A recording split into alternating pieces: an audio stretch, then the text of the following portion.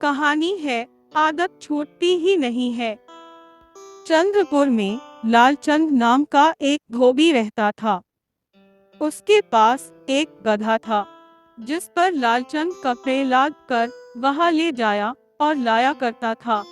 लेकिन गधे को खाने के लिए भरपूर घास और खाने के लिए दाना नहीं मिलता था। इसलिए गधा भूख और प्यास के कारण वहां बहुत ही दुबला और कमजोर हो गया। एक बार लालचंद धोबी जंगल में सो गया कि अचानक लालचंद को एक बाघ की खाल दिखाई दी।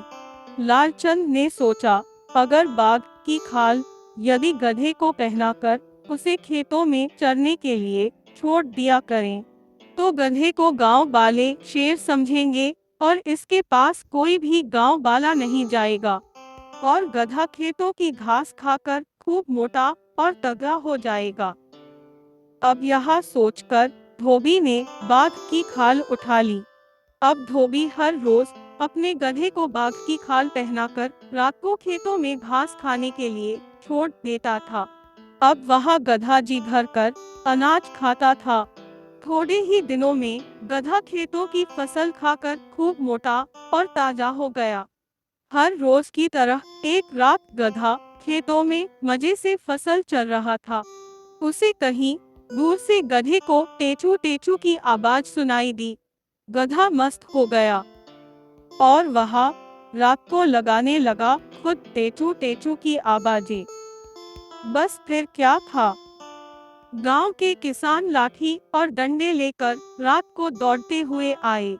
गांव के किसानों ने समझ लिया था कि जिसे अभी तक बाघ समझकर डरता था वह तो गधा है।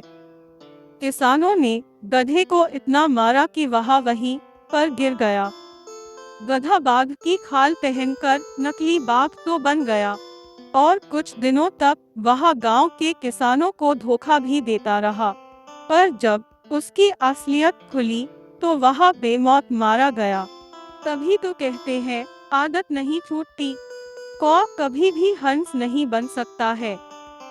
आप सभी को कहानी कैसी लगी, हमें कमेंट में अवश्य बताएं और हमारे वीडियो को लाइक फॉलो अवश्य करें। धन्यवाद।